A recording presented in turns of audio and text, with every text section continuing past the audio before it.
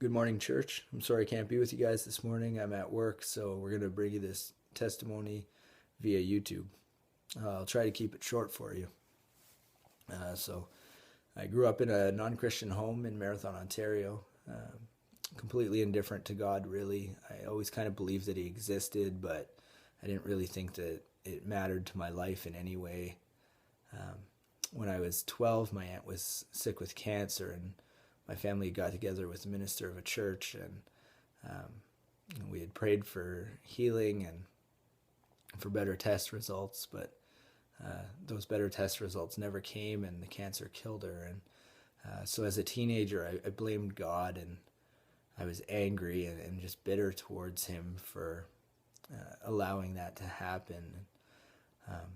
So I spent most of my teen years going to war with God and trying to just demolish the view that people had of who He was. And so I spent a lot of time trying to prove that He didn't exist, or that if He did, He didn't care about people. And by the end of high school, a good friend of mine was a Christian, and her father was the pastor of a church part-time. And so through my relationship with them, I opened up a little bit to going to church and to reading the Bible more seriously and more objectively. But it still never really clicked for me at the time. And so I moved away to go to college in London, and I was still struggling with some of the same things.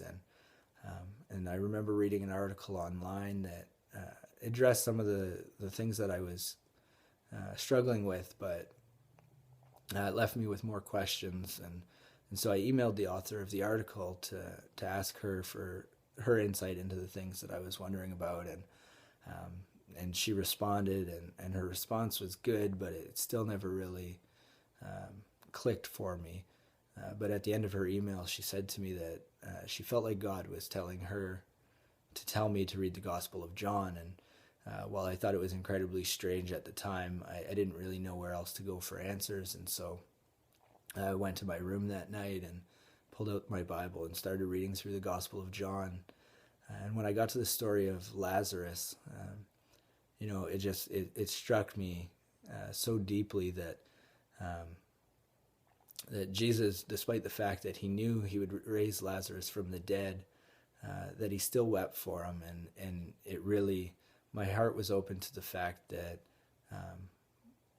that He loves us more deeply than we can really even understand. And so I got down on my knees that night, and I gave my life to Christ. And that's kind of the short version of it.